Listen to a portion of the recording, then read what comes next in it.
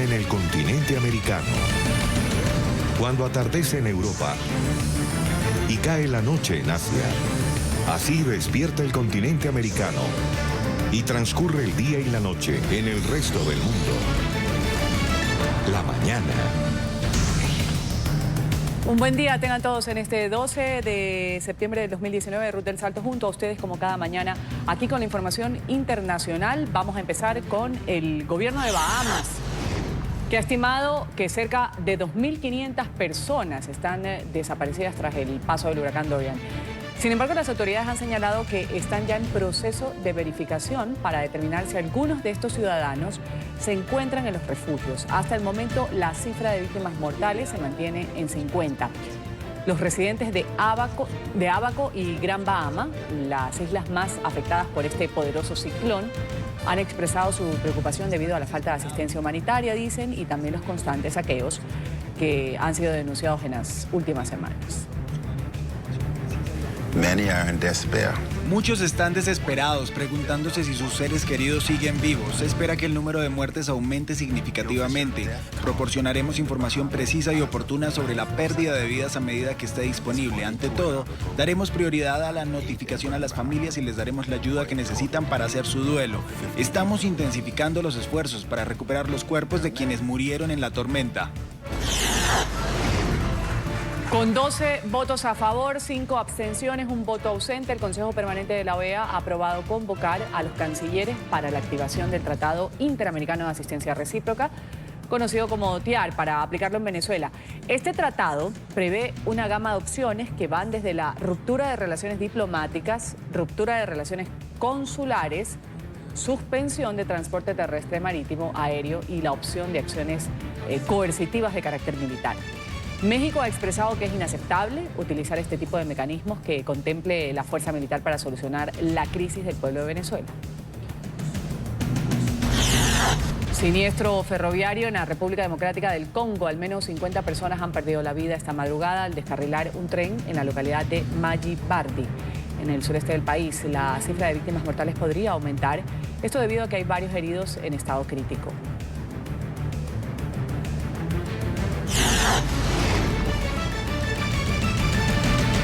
El juicio contra el atacante supremacista que causó la muerte a 51 personas en Nueva Zelanda el pasado mes de marzo ha sido aplazado. La fecha inicial se había fijado para el 4 de mayo del 2020, pero ha sido retrasada para el 2 de junio, esto debido a que coincidía con la celebración del Ramadán, el mes sagrado de los musulmanes. El australiano Breton Tarrant enfrenta 92 cargos en su contra, uno de ellos por terrorismo, tras atacar estas dos mezquitas.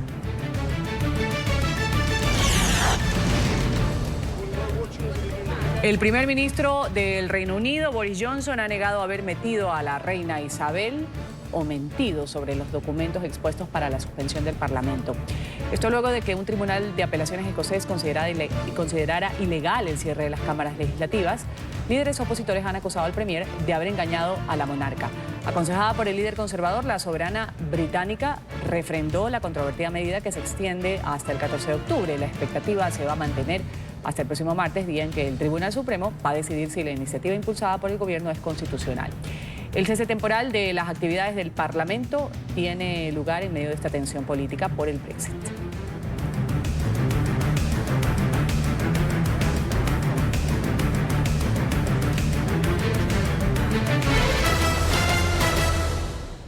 Nicolás Maduro ha cumplido con su amenaza y hasta el próximo 28 de septiembre de este año dice que va a llevar a cabo una serie de maniobras militares con las que busca estar preparado ante lo que ha dicho un eventual ataque.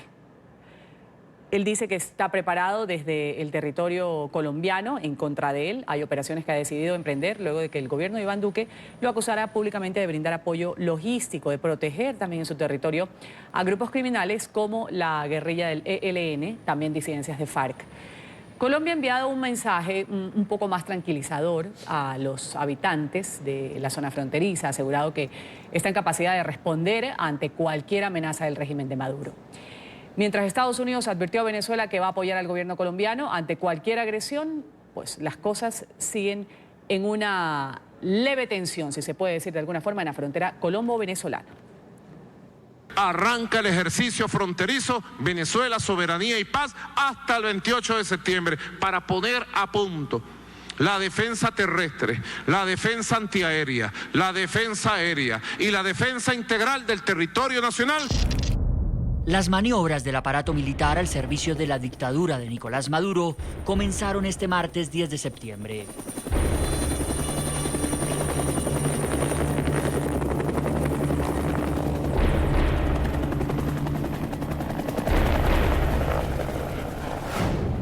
Tal como Maduro lo había anticipado, los ejercicios tienen como escenario la zona fronteriza que Venezuela comparte con Colombia de 2.219 kilómetros, es decir, sobre los estados Zulia, Táchira, Apure y Amazonas.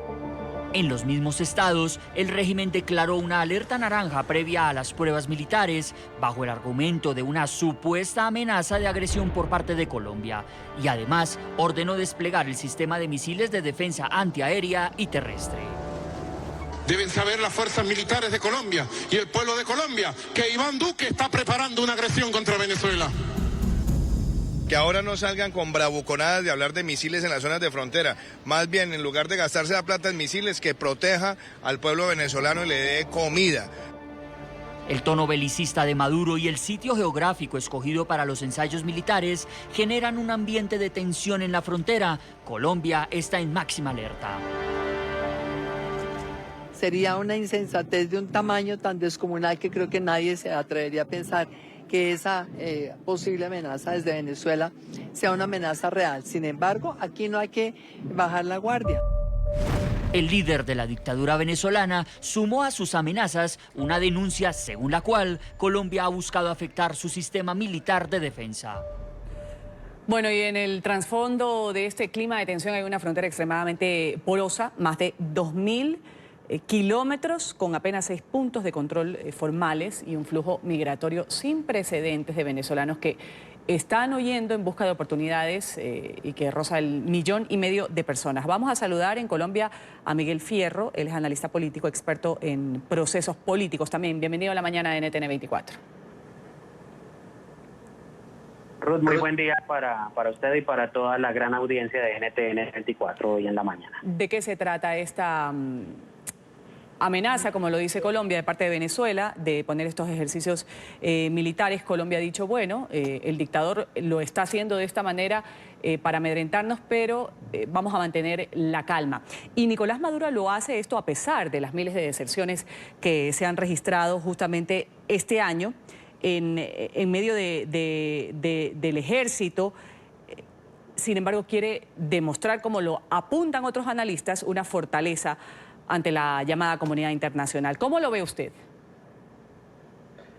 Hay que tener en cuenta que los estados tienen un derecho legítimo y es la defensa y la seguridad nacional. Que el señor Maduro haga todo tipo de ejercicios, ensayos de orden de entrenamiento para su defensa y seguridad. En principio diríamos que eso es legítimo, pero ¿qué ocurre? Estamos en tiempos de Guerra Fría en los cuales el régimen de Nicolás Maduro ha puesto una amenaza no solamente para Colombia, ni para sus vecinos, sino para su propio pueblo. Hemos visto, y lo reporta el informe de Naciones Unidas por parte de la alta comisionada para los derechos humanos, doña Michelle Bachelet, sobre las ejecuciones extrajudiciales, sobre la crisis humanitaria que vive ese pueblo, que el tinte y el carácter del señor Maduro encarnan manifestaciones de un dictador de la altura de Saddam Hussein, quien utilizó las armas contra su propio pueblo. Hay que recordar también esto.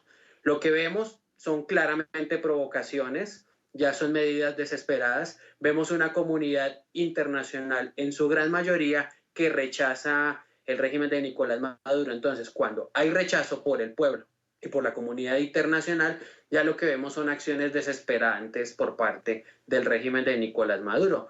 A lo cual, pues, Colombia tiene que estar en una actitud de respuesta ante una posible agresión. No es casualidad que un sueco esté ofreciendo aviones Gripen, los mismos que que compró Brasil para renovar la flota de defensa de la Fuerza Aérea. Entonces estamos en un escenario de Guerra Fría, por supuesto, desde hace mucho tiempo, no es de ayer ni de antier, solamente que esto ya va haciendo cada vez mayor metástasis, para que el canciller de Colombia don Carlos Holmes Trujillo, haya solicitado el apoyo de la OEA para activar el Tratado de Río, más conocido como el TIAR, el Tratado Internacional de Asistencia Recíproca, pues ya estamos en escenarios de alerta, pero claramente vemos que Colombia no está sola y tampoco el pueblo de Venezuela no está solo, porque pues son un objetivo de la Carta Democrática y la Solidaridad de las Américas. Justamente con lo que usted está señalando, esto que ha indicado Maduro, amenaza guerrerista del gobierno de Iván Duque, el presidente de Colombia, uno de los principales aliados,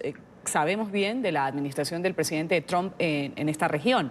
Y él optó por ignorar, rebajar un poco, al menos públicamente, esta estrategia que ha lanzado Maduro. Ha dicho textualmente, nosotros no vamos a caer en provocaciones. ¿Esta es la forma correcta de actuar en este momento, señor Fierro? Mientras no haya una declaratoria de guerra, corresponde a la diplomacia y a la jefatura del Estado morigerar un poco las tensiones en la frontera y dar un parte de calma a los ciudadanos, porque pues no podemos responder al mismo tono esas declaraciones de Nicolás Maduro. Esto se hace con prudencia, inteligencia, sensatez y buen juicio. Por supuesto que pues hay apoyo por parte de los Estados Unidos, aunque confieso me preocupa mucho la salida del señor Bolton, el ex asesor de seguridad de los Estados Unidos, a estas alturas del partido, porque este señor tenía plenamente caracterizada la situación con Venezuela y una posible respuesta. Naturalmente que los Estados Unidos se pueden reconfigurar ante estas nuevas necesidades, pero el objetivo estratégico para lo que representa Colombia en la región y la estabilización pacífica por parte de todos los países que pues han abrigado a Venezuela y apoyan a Colombia ante esta arremetida por parte de Nicolás Maduro, pues deja claro que necesitamos personas estables, personas indebles, señor Fierro, y no estamos como para improvisar. Señor Fierro, ¿y cómo no se debe improvisar? ¿Cuál debería ser el actuar? Cuando Colombia dice tener pruebas, y ayer lo decía el canciller colombiano, tener pruebas de que Venezuela está protegiendo a grupos disidentes de FARC, a gente del ELN. ¿Qué debería hacer Colombia ante esto? Bueno, eso es muy importante lo que usted está mencionando, Ruth, con base a lo que manifestó ayer el canciller, y que dejemos claro que esto no es de ayer ni de antier, la presencia de grupos terroristas en la República de Venezuela. Y esto claramente es una situación que ya no es un hecho ajeno, sino que ya están acentuados desde el tiempo del gobierno de Hugo Chávez. Es más, los grupos terroristas como la ETA entrenaban en Venezuela. Es una situación que denunciamos por estas pantallas hace 10 años, por lo cual a algunos de nuestros compañeros en Venezuela en su momento les costó la prisión por dar este tipo de declaraciones. Ahora bien, ¿qué tenemos que tener en cuenta? Colombia tiene que seguir el conducto de los protocolos de la diplomacia. La OEA es un foro apropiado para llevar a cabo ir escalando progresivamente. Ahora, es impredecible qué va a ser Colombia en el momento en que pues haya una agresión de Venezuela. Por supuesto que tenemos un apoyo táctico y estratégico de los Estados Unidos que así haría sentir, y tenemos unas fuerzas armadas que no vienen entrenando ni de ayer ni de antier, que no hacen ejercicios fronterizos cuando hay un desafuero emocional, una calentura de la cabeza de un dictador como Nicolás Maduro. Acá tenemos unas fuerzas armadas muy profesionales que están a la defensiva y a la ofensiva, si es el caso. Pero es importante manejar esto con mucha prudencia, toda vez que nuestras fuerzas armadas no representan una amenaza para la soberanía, para el pueblo de Venezuela, sino precisamente darían una respuesta ante un eventual ataque que esperemos de que no sea inminente. Pero hay que tener en cuenta, Ruth, que una intervención militar extranjera a Venezuela es algo que no deseamos muchos analistas colombianos solamente, ni internacionales, sino es el mismo pueblo de Venezuela que pide a gritos una intervención militar ya en Venezuela. Hasta el mismo presidente Guaidó y muchos de sus funcionarios han manifestado que la solución ya no es ni con derechos de petición, ni con flores, ni con meeting, ni con guarimbas, como dicen en Venezuela, sino ya la situación claramente ya es con el uso de la fuerza. Una dictadura no sale con aplausos, una dictadura no sale con papelitas, con derechos de petición. Claramente el conflicto, la tensión se está escalando a una situación insostenible. Y el informe de la alta comisionada Michelle Bachelet, el de las Naciones Unidas, es bastante claro, en Venezuela hay una masiva y sistemática violación contra su propio pueblo. ¿Qué es lo que queda ahí? La comunidad internacional tiene que asumir responsabilidades. Puede que este sea un escenario para abrir ese punto de fuga y comiencen las soluciones que el hermano pueblo de Venezuela necesita. Vamos a agradecer a Miguel Fierro, analista político, que ha estado con nosotros aquí en NTN24. Un buen jueves para usted. Muchas gracias, Ruth, para usted y para toda su audiencia.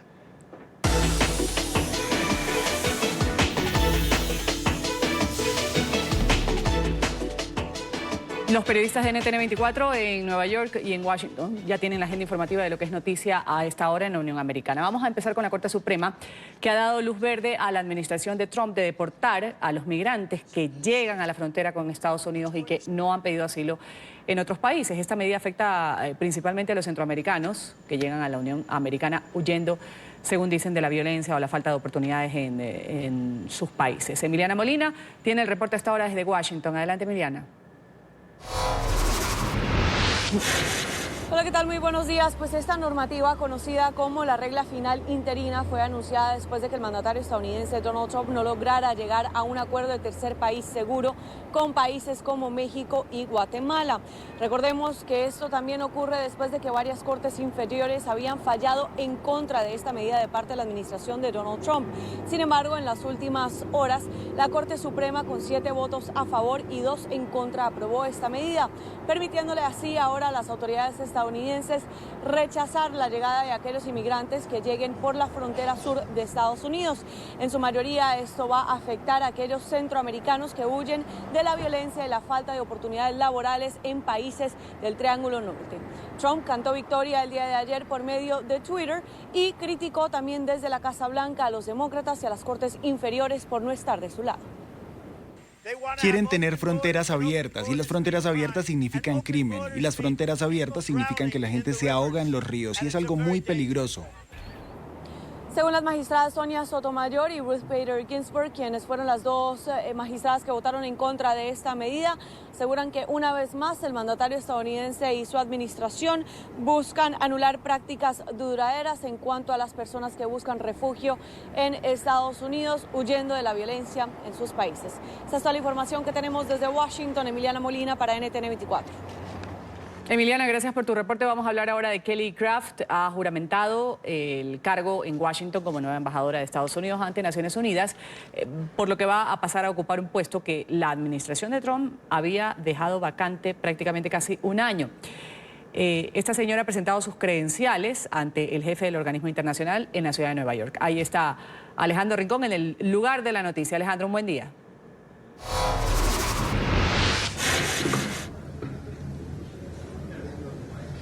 Hola, feliz jueves para todos. Ha hecho ya su presentación formal de credenciales la nueva embajadora de los Estados Unidos ante la Organización de Naciones Unidas, un puesto que estuvo vacante prácticamente en todo el transcurso de 2019. Su antecesora, Nikki Haley, había abandonado luego de renunciar a este cargo en diciembre de 2018 y desde entonces la administración Trump no había logrado concretar la toma de posesión y la entrega de esta importante posición dentro del gabinete de la administración a la nueva embajadora. De hecho, recuerden, la misión de Estados Unidos y esa posición de ser el embajador de la Unión Americana ante Naciones Unidas es el segundo cargo más importante dentro de todo el conjunto de la diplomacia estadounidense, luego del secretario de Estado. Kelly Craft llega prácticamente a una semana del inicio de una nueva sesión de la Asamblea General de Naciones Unidas en su versión número 74 y justo llega además a manejar una serie de asuntos sumamente complicados en política internacional para los Estados Unidos alrededor del mundo. Asuntos como el problema nuclear con Corea del Norte, la tensión con Irán, también la situación en Oriente Medio y, por supuesto, aquí en el continente americano, la crisis en Venezuela. Son estos los temas, entonces, que se espera a partir de hoy estén en manos de Kelly Craft, quien además asume este cargo marcada por una especie de controversia, a raíz de que ella y su esposo están relacionados directamente con la industria energética. El esposo de Kelly Craft es uno de los principales ejecutivos dentro de la industria del carbón y antes de llegar a la ciudad de Nueva York se le cuestionó y se le pidió incluso que se recusara de manejar algunos temas, dado que aquí en Naciones Unidas todo lo que tiene que ver con el cambio climático y las políticas de mitigación del calentamiento global son esenciales. Y pues tener justo como embajadora de una de las principales potencias del mundo a alguien que tiene relación directa con la industria energética pues genera cierto nivel de controversia. Es todo lo que tenemos para ustedes por ahora. Continúen con más en el Centro Internacional de Noticias. Gracias, Alejandro, por tu reporte desde Nueva York. Aquí hacemos una pequeña pausa y se agudiza la crisis de los pensionados en Venezuela. El dinero no les alcanza.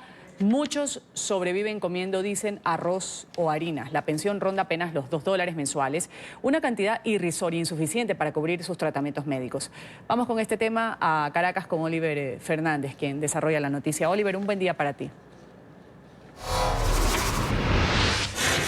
Un buen día para ti, Ruth, y para nuestros televidentes. Así es, los jubilados y pensionados se apostaron frente a la Fiscalía General de la República este miércoles para tratar de llamar la atención del fiscal designado por la constituyente madurista sobre lo que han sido los sueldos y salarios de estas personas que en otros países pues que están en situación de retiro, pues por ejemplo estas personas tienen el derecho a la diversión, a una vejez feliz. Sin embargo, en Venezuela incluso ellos han dicho que han tenido que volver al trabajo para poder mantenerse, para poder ayudar a sus familiares. Incluso muchos de ellos tienen a sus hijos en el exterior y ni siquiera el dinero que les manda pues les alcanza para poder sobrevivir en Venezuela por la hiperinflación que vale destacar, Ruth, también es en dólares.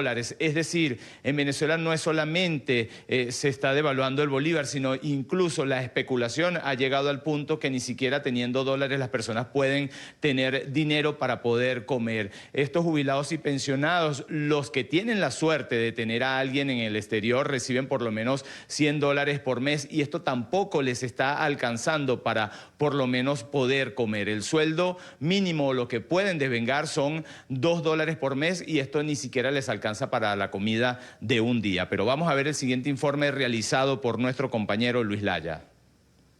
Magia, yo creo que estamos vivos por obra de gracia de Dios. Con magia sobreviven los pensionados en Venezuela. Tienen condiciones paupérrimas de vida y ni siquiera felicidad de tener a sus nietos. Muchos se les han ido en busca de mejores condiciones a otro país. Yo voy a estar contándole cuentos a mis nietos, llevándolos a pasear, llevándolos al cine. ¿Dónde los llevo? Ahorita ni los tengo porque se me fueron todos. Bueno, uno están en Chile, uno están en Argentina, uno están en Dubái, uno están en España. Es que devengan una pensión de apenas 40.000 bolívares, menos de $2 mensuales, lo cual no les alcanza ni siquiera para comer. A veces solo pueden comer arroz o pasta, sin ningún otro ingrediente. Come arroz solo. Pero estamos comiendo pura harina, más nada. La señora María trabajó 34 años para el Estado y hoy no puede hacer un mercado. Solo le alcanza para 1 o 2 productos de la canasta básica. Un poquitico de carne, que 20 bolívares de carne molida, o bueno, huevo, medio cartoncito de huevo, que bueno, a ver, es triste, ¿sabes? Su nevera está vacía. En lo que va de año ha perdido 14 kilos de peso. Esta mañana desayunó una arepa tan solo con plátano y no sabía si podría comer en la tarde o la noche. No, agua y luz, mi amor. Agua y luz.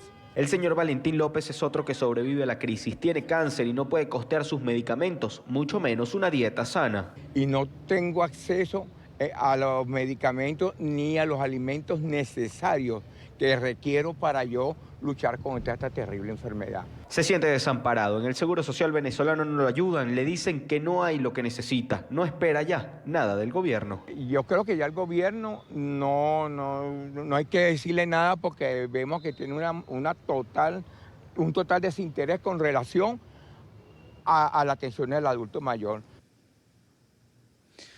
Ruth, y el drama de los servicios públicos continúa en Venezuela y Caracas ha dejado de ser prácticamente la burbuja en la que se refugiaban las personas que venían del interior del país. Las distintas urbanizaciones de la capital venezolana han quedado a oscuras. Desde este lunes ha habido fallas constantes, incluso en la oficina. Ahorita acá en el canal pues no tenemos luz, desde el pasado lunes se han registrado fallas, las personas tienen que subir por las escaleras porque obviamente no hay ascensor y así como la urbanización El Rosal acá en Caracas, están distintas urbanizaciones de la capital venezolana. El 23 de enero incluso una zona que se ha denominado chavista. La noche de este miércoles también ha quedado a oscura, así lo hemos podido ver a través de las redes sociales, las personas denunciando lo que ocurre en Caracas. Esta migración interna que existía, las personas mudándose incluso desde los estados más golpeados por la crisis eléctrica, pues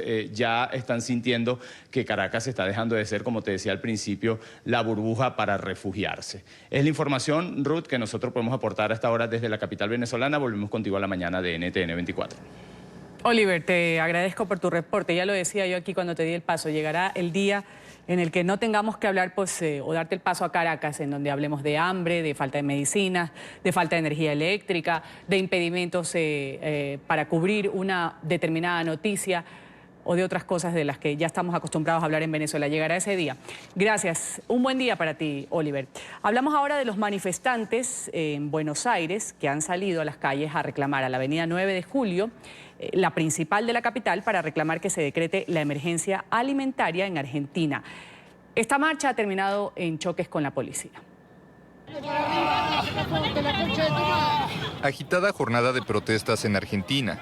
La policía bloqueó el miércoles el paso a manifestantes que pretendían impedir el servicio de Metrobús en Buenos Aires, durante una movilización que reclamaba decretar la emergencia alimentaria. La policía vino y nos tiró grasa, nos pegó con los escudos y nos reprimió. Se abalanzaron a nosotros. Nosotros estamos sujetando un banderín nada más. Y se abalanzó a nosotros. Miles de inconformes tomaron la avenida 9 de Julio, la principal de la capital argentina, con la intención de instalar un campamento. Estamos por salir en una nueva movilización con Acampe, que es una permanencia en el lugar por 48 horas ante la ausencia total de respuesta a reclamos elementales en una Argentina que está devastada por la desocupación. La acampada se suma a una serie de manifestaciones en medio de la fuerte crisis económica que enfrenta Argentina. El Congreso debe recibir el jueves un proyecto de ley de emergencia alimentaria que permitiría aumentar los recursos que se destinan a subsidios. El descontento se produce mientras el gobierno del presidente Mauricio Macri lleva adelante un severo ajuste fiscal en medio de una recesión, una tasa de inflación de las más altas del mundo, 25% de enero a julio, y aumento de la pobreza y del desempleo. Las manifestaciones aumentaron desde las primarias del 11 de agosto, en las que la fórmula de centro-izquierda de Alberto Fernández y la exmandataria Cristina Kirchner como candidata a vicepresidenta se impuso muy por encima a la de Macri, quien busca la reelección en los comicios de octubre. Desechos reciclables por comida. Este es el intercambio que está promoviendo un mercado en Ciudad de México para crear un poco de conciencia sobre los problemas ambientales y también ayudar a los más necesitados.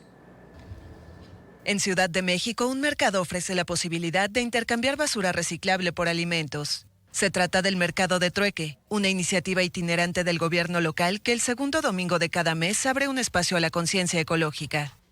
Para no estarlo tirando a la basura, o no estarlo tirando a la calle como se dice vulgarmente, porque incluso hasta las cajitas de la medicina es cartón.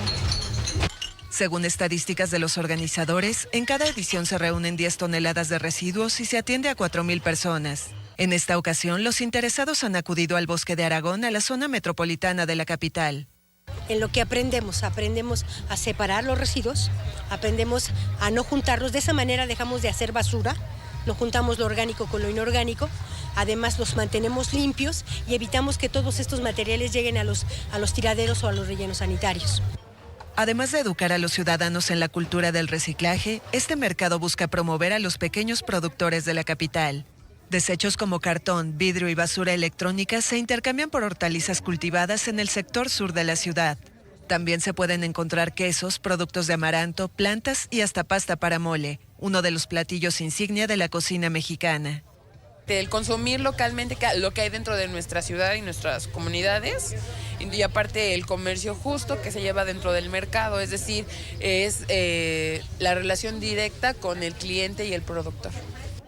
Más de 12.500 toneladas de basura se acumulan diariamente en la zona metropolitana de la capital, según estimaciones. Y solo en algunos sectores, las autoridades locales han hecho obligatoria la separación de desechos en orgánicos, inorgánicos y reciclables. Revisamos noticias internacionales aquí en la mañana de NTN 24, otras de la agenda.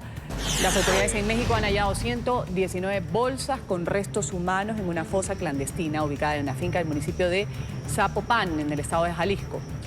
Una denuncia ciudadana ha permitido ubicar este lugar el pasado 3 de septiembre. Fue necesario el uso de maquinaria pesada para poder sacar la totalidad de las bolsas. En la última jornada de excavación fueron sacadas 44.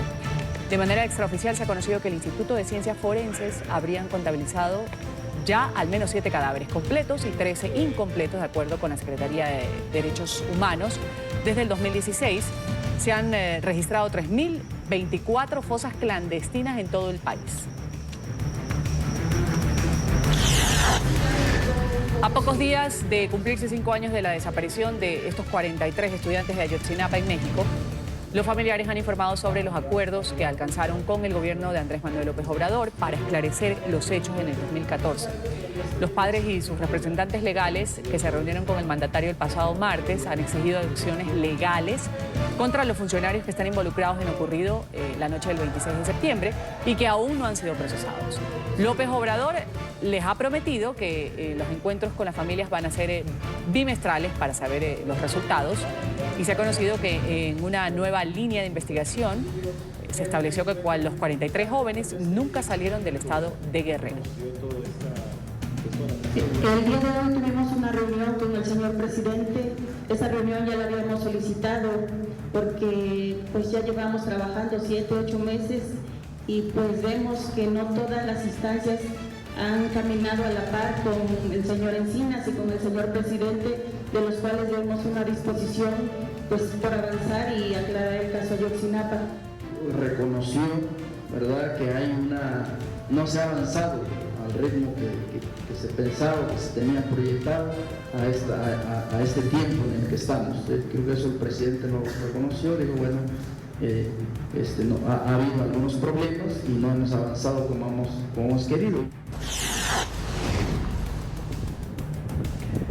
En Ecuador, más de 30.000 personas que viven en las zonas aledañas al volcán Cotopaxi han participado en simulacros de evacuación. Decenas de niños en edad preescolar fueron guiados por sus maestros a una zona establecida donde los residentes podrían encontrar un refugio seguro. Ciudadanos de la provincia del Napo, de Pichincha, de Cotopaxi, hicieron parte de estos ejercicios de prevención.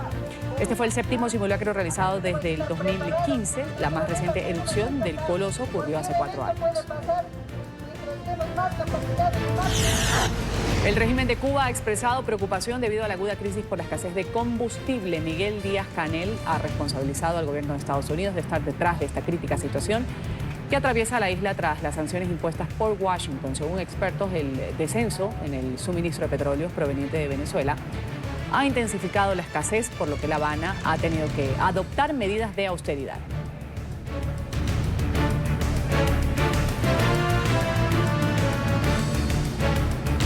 Corte comercial aquí en la mañana y enseguida continuamos agradeciéndole su sintonía con el Canal de las Américas para hablar del presidente de México, Andrés Manuel López Obrador, que se ha referido hace pocos minutos en su conferencia matutina, la que hace todos los días, sobre la llamada telefónica que sostuvo con su homólogo de Estados Unidos.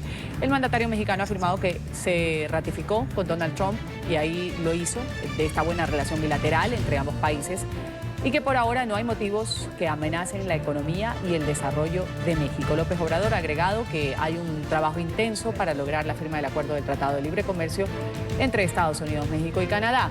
En la conferencia, el canciller Marcelo Ebrard ha entregado un reporte de su reciente visita a Washington para evaluar el avance del plan migratorio que ha permitido disminuir la llegada de indocumentados a la frontera común.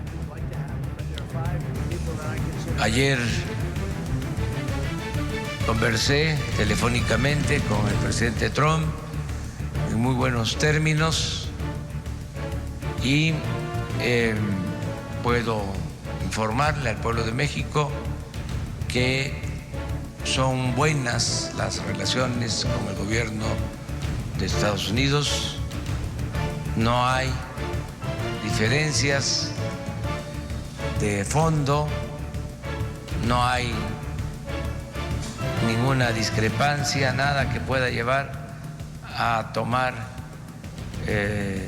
medidas, a que se apliquen medidas que afecten la economía, el desarrollo de nuestro país. En las últimas horas, el presidente Trump ha retomado en su cuenta de Twitter el tema de la construcción del muro fronterizo, una de sus principales promesas de campaña. Este video ha subido el mandatario en las redes sociales y ha destacado que el muro se estaba construyendo. Además, también aseguró que la obra avanza pese a la obstrucción que ha tenido por parte de los demócratas en el Congreso.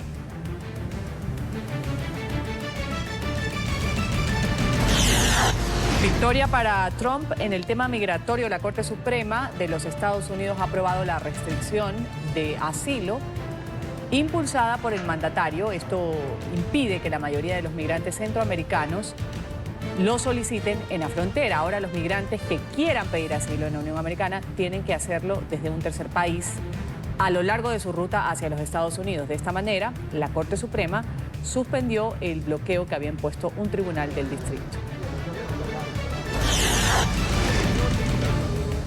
El presidente de Colombia, Iván Duque, ha asegurado que no va a adelantar conversaciones con el régimen de Maduro, como lo propuso la Organización de Naciones Unidas para bajar las tensiones entre ambas naciones. Duque agregó que Colombia no ha agredido a Venezuela ni piensa iniciar un conflicto bélico. El mandatario colombiano respondió a la iniciativa que tuvo el secretario general de la ONU, Antonio Guterres, quien instó a mantener la calma en la región fronteriza tras el inicio de estas maniobras militares de las Fuerzas Armadas venezolanas. El señor Nicolás Maduro es un dictador que está generando la peor crisis humanitaria y migratoria que haya visto América Latina. Cuando uno negocia, cuando uno dialoga, es para acercarse a la posición del otro y buscar puntos de encuentro. Nosotros somos un país que defiende la democracia, que defiende los valores de la Carta Democrática Interamericana. Y Nicolás Maduro es el enemigo de la democracia, es el enemigo de la Carta Democrática y además es una persona que está violando las propias normas de la Organización de Naciones Unidas cuando auspicia terroristas en su territorio. Por su parte, Maduro ha vuelto a usar su tono de amenaza contra el gobierno de Colombia. Maduro ha asegurado en un acto público que tiene pruebas de supuestos planes terroristas que se adelantan en territorio colombiano en su contra. Ha dicho que los ejercicios militares corresponden a actividades de soberanía y que estará dispuesto a responder cualquier ataque. Nosotros sí tenemos pruebas y vamos a presentarla ante el Consejo de Seguridad. Pruebas con video, fotos, con todos los testimonios de los testigos, de los involucrados, en cómo el gobierno de Colombia está preparando terroristas para hacer ataques terroristas a objetivos militares, civiles, institucionales y para tratar de asesinar al presidente Maduro. Y además, decirle al imperialismo norteamericano y a la oligarquía extremista de derecha que gobierna Colombia, dejen quieto a quien quieto está. Eso es lo que le digo yo al subpresidente Iván Duque. Duque, mírame bien. Mírame bien, Duque. No tiembles. Solamente te digo, a nombre del pueblo de Venezuela, en Unión Cívico-Militar, deja quieto a quien quieto está. No te metas con Venezuela. Ataque de banda criminal en Paraguay. Un comisario muerto, 3 personas heridas. Ha dejado un enfrentamiento entre patrulleros que trasladaban presos y un grupo de hombres armados. Estos delincuentes liberaron a un narcotraficante, a Teófilo Zamudio, alias Zamura. Era trasladado a una cárcel en las afueras de Asunción después de comparecer ante un juez.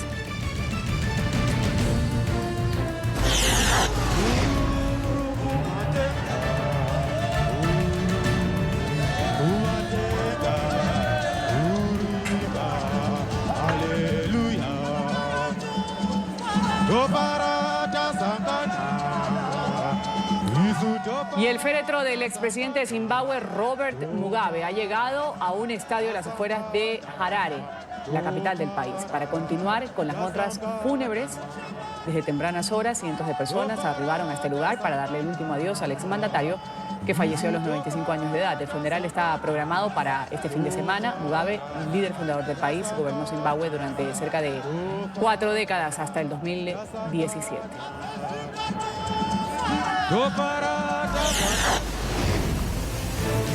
Hay emergencia en la ciudad de Mogente, en España. Así han lucido las calles de la ciudad valenciana el día de hoy, tras las fuertes lluvias que se registraron en las últimas horas. Las precipitaciones han causado inundaciones, también estas corrientes que han arrastrado varios vehículos. Hasta el momento no se tiene reporte de heridos o de víctimas mortales. La policía en Hong Kong ha informado que más de 1.300 personas han sido detenidas desde que iniciaron las protestas antigubernamentales en la antigua colonia británica. En una conferencia de prensa, las autoridades además han rechazado una solicitud de una nueva movilización para el próximo domingo. Argumentaron que no podrá realizarse por motivos de seguridad. Activistas y defensores de derechos humanos ya habían anunciado que dentro de los detenidos hay menores de 12 años.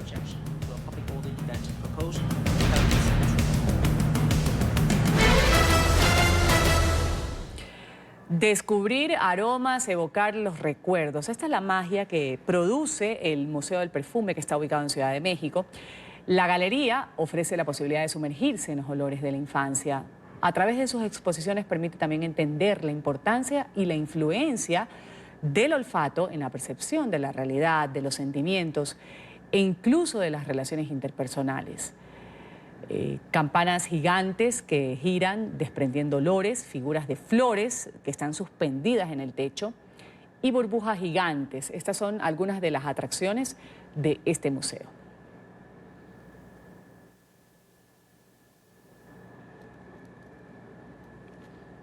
Va a México, a Fiorella Alberti, ella es portavoz del primer Museo del Perfume que hay en Latinoamérica. Un buen día, gracias por estar con nosotros aquí en la mañana, Fiorella.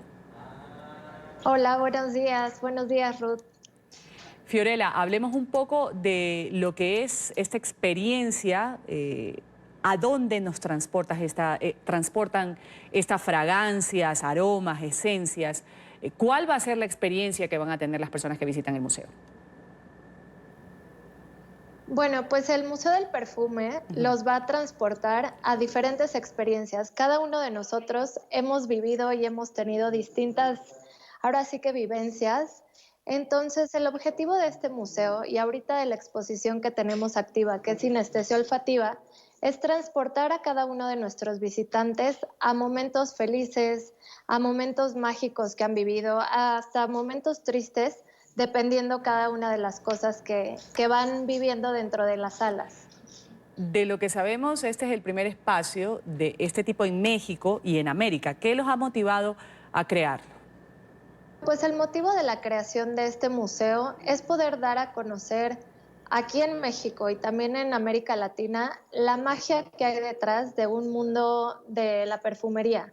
De que México, así como países latinoamericanos, han influido en el mundo y en la industria perfumera, dando materias primas e inspiración para la creación de distintas fragancias. Y pues, ¿por qué crearlo aquí?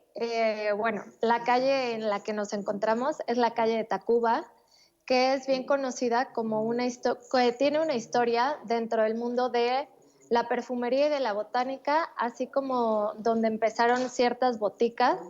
Entonces es por eso que se lleva a cabo aquí este museo. Propiedad donde está ubicado el museo guarda historia, según lo que sabemos, y ahora también aromas. Esta casona es del siglo XIX. Antiguamente fue parte del Hospital de San Andrés. Después se seccionaron los predios y esta casa se vuelve en una casa con fines comerciales. Entonces aquí había una fábrica de banderas, una sastrería militar, había diferentes consultorios de abogados, había estudios fotográficos y en la parte superior había como casitas, como tipo vecindad.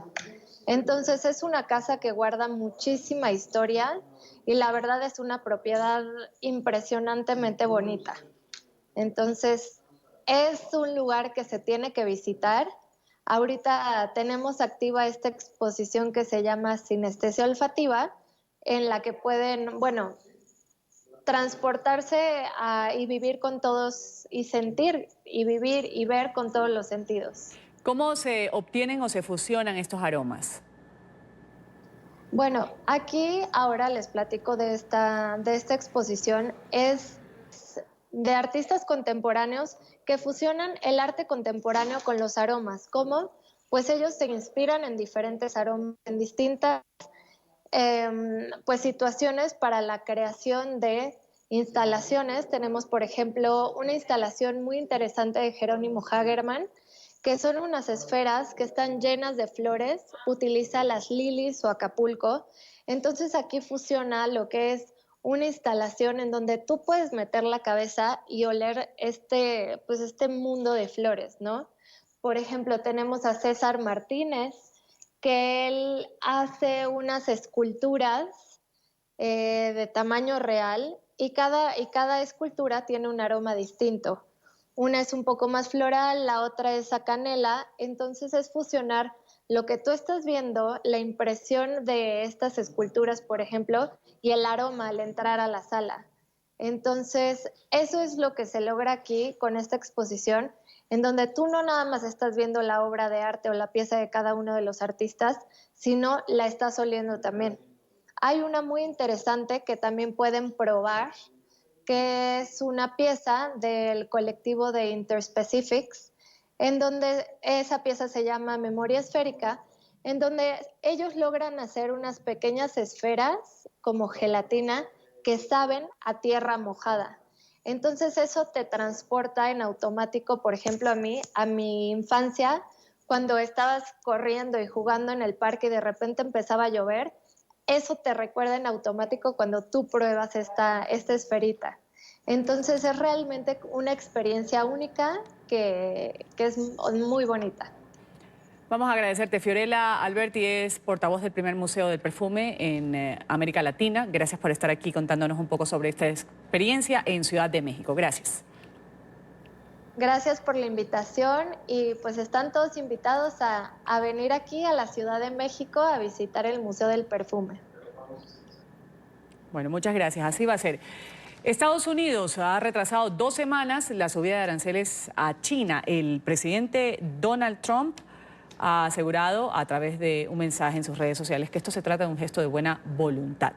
Vamos a la Casa Blanca con Bricio Segovia, de nuestra cadena aliada La Voz de América, quien desarrolla esta noticia. Bricio, un buen día para ti. Sabemos que esta decisión justamente responde a una petición hecha por el viceprimer ministro chino, quien es el principal negociador además. Buen día, así es, Ruth. Se trata pues de una respuesta a esta petición y también a un acto de buena voluntad, como indica el presidente estadounidense, después justo de que China también aliviara esas sanciones o al menos diera un margen a esos aranceles, quiero decir, pues levantándolos a 16 productos estadounidenses. Ahora es Estados Unidos el que dice que esta subida de aranceles que tenía que darse este próximo 1 de octubre iba a ser de un 25 a un 30% en productos chinos valorados en 250.000 millones de dólares. Ahora ocurrirá el 15 de octubre. Por lo tanto, da 2 semanas de margen, ya que el 1 de octubre, según le indicó al presidente Donald Trump, el viceprimer ministro chino, pues coincidía con la fiesta nacional de la República Popular y es por eso que el mismo Donald Trump dice que se trata de un acto de buena voluntad. Eso abre la puerta a retomar esas negociaciones que llevan estancadas ahora ya un tiempo. Estaba previsto que a lo largo de este mes ambas delegaciones, la estadounidense y la china, pues cerraran detalles para un encuentro que se producirá aquí en Washington el mes que viene para retomar esas negociaciones. Una guerra arancelaria que dura más de un año ya en estos momentos y con este pequeño cese de aranceles que han anunciado ambos países, o al menos este relajamiento parcial de los aranceles, se tienden la mano uno a otro, eso sí, también dejando bien claro que están dispuestos a seguir endureciendo esta pugna arancelaria en la que están sumidas ambas naciones. El presidente Donald Trump ha intentado convencer desde el principio de que es China la que sale perjudicada por estos aranceles. Sin embargo, por la parte china no cede y responde de manera recíproca con la imposición de aranceles también cada vez que Estados Unidos da un paso más en esta pugna arancelaria. Con esto retorno la conexión al Centro Internacional de Noticias, Ruth.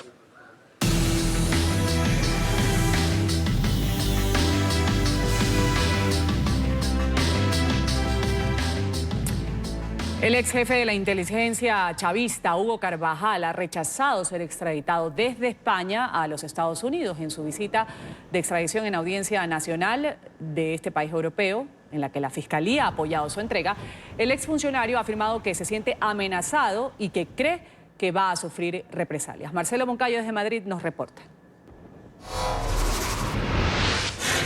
Hola, ¿qué tal? Un cordial saludo para todos ustedes en la mañana, amigos televidentes. Aquí en la Audiencia Nacional se dio la comparecencia del ex jefe de inteligencia militar venezolano Hugo Carvajal, quien es solicitado por las autoridades estadounidenses acusado de varios delitos, uno de ellos de narcotráfico internacional.